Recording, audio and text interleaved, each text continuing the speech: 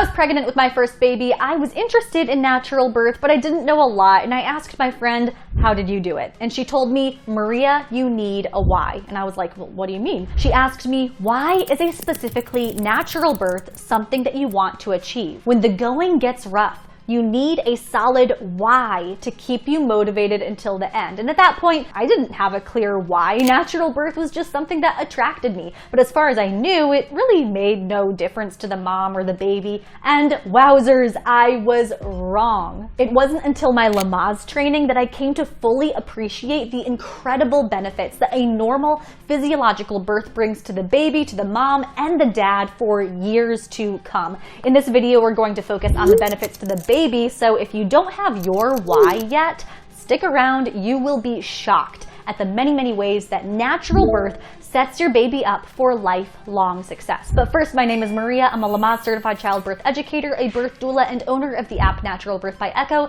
an evidence-based resource with all of the tips and tricks you need to make your unmedicated birth a positive one. Okay, the first few benefits come from the hormone oxytocin. This is the bonding hormone released during physical touch when the baby was made. Now, 9 months later, this same bonding hormone starts contractions to get the baby out. Now, why is that important? Because this love hormone released during labor is what creates that powerful mother-baby bond. And it's more than just cute baby snuggles. It literally forms the foundation for your baby's lifelong mental health and good relationships years down the road. A 2017 review showed the long-term benefits of this oxytocin release during and after labor. It primes the infant's brain, social engagement, and fosters secure attachment patterns, which are of course associated with better mental health and thriving adult relationships. And it all starts with this mother-baby bond.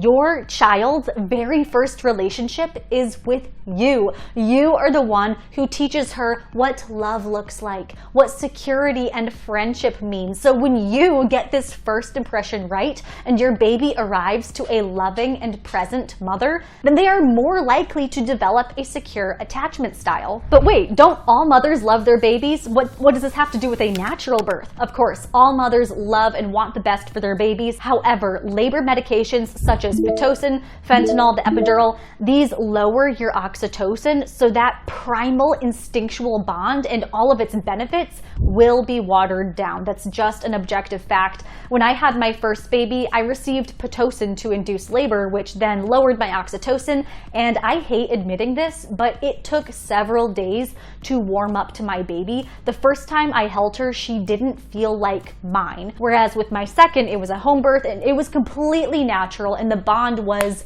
instant. It was primal, it was powerful. So just by declining the meds, my second baby got that powerful bond right from the get-go. And something else that I hate admitting, but I think it's important to talk about, my younger child, behaviorally, he just responds better. Even at a young age, he's much more secure in his attachment, and I attribute that to the manner in which he was born. The next way that your natural oxytocin benefits your baby is by reassuring them through each contraction. Birth is hard work for you, but guess what?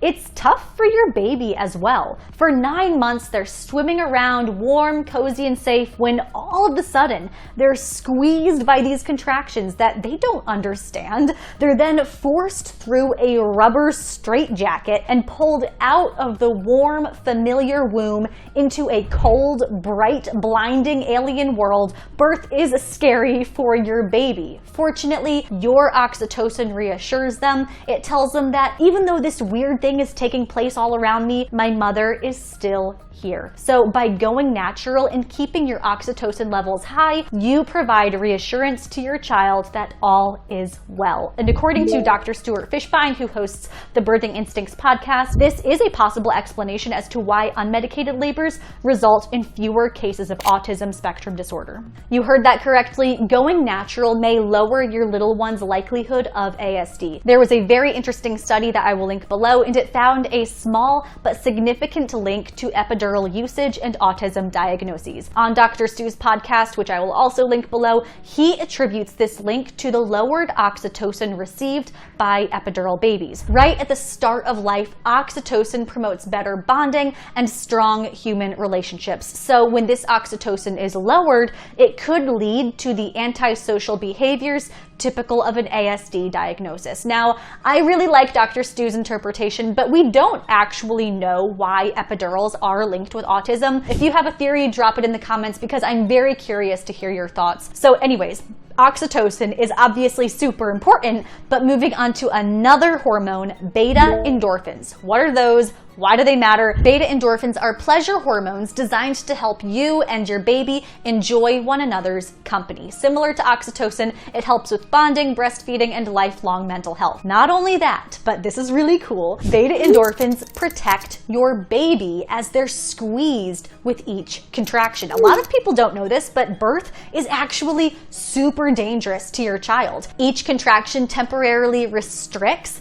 oxygen flow to your baby. This leads to fetal hypoxia, learning and mental development disorders, motor dysfunction. It's really scary, or at least it would be, but during labor, your brilliant body sends those beta endorphins straight to your baby to protect them from any negative side effects. Isn't that genius? Contractions cut off oxygen, so your body provides a built-in solution and gives your baby beta endorphins to protect them during the process. Tell me this is not amazing. We are truly, fearfully, and wonderfully made. So what if you get labor meds? Unfortunately, drugs such as Pitocin and the epidural water down beta endorphins, which removes that natural layer of protection during each contraction. What this ends up looking like is a lowered heartbeat, baby in distress, higher chance of a C-section, and a NICU stay. Now, I don't want to scare you if you did receive labor meds or you're planning to do so in the future. There are ways that you can mitigate any negative side effects to your baby, to you. If you'd like to learn how to do this, it's all in the Echo Natural Birth course. I show you exactly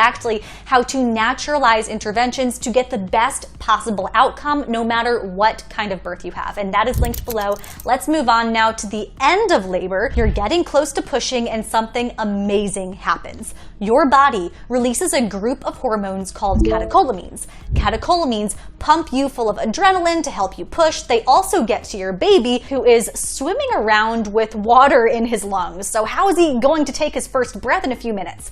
Catecholamines. In those last few moments, catecholamines clear the fetal lungs of fluid right before he takes his first breath. And your body is just naturally conducting this beautiful orchestra, so pat yourself on the back because it's amazing. Now, you probably know what I'm going to say next. The catecholamine surge is watered down by labor meds, and most C-section babies miss the catecholamine surge entirely. Again, what this looks like is respiratory distress because there's water in the lungs. They have trouble breathing. In the 2011 study linked below, cesarean births were found to be a major risk factor for respiratory distress, and at the time of this video's recording, it is the second most common reason that babies end up in the NICU. And a lot of it could be avoided if more women simply knew their options. From bonding to breathing, your body is naturally giving your baby everything they need to thrive. There is a time and place for labor meds, of course, and if that's the route you want to take, I 100% support you making the informed decision that is right for you. My purpose in saying any of this to you is to show you just how incredible you are and that you are already a great mother to your unborn child. If you liked this video, you are going to love my other stuff, so hit subscribe to get the evidence-based tips you need to have the kind of birth you want, and I will see you next time.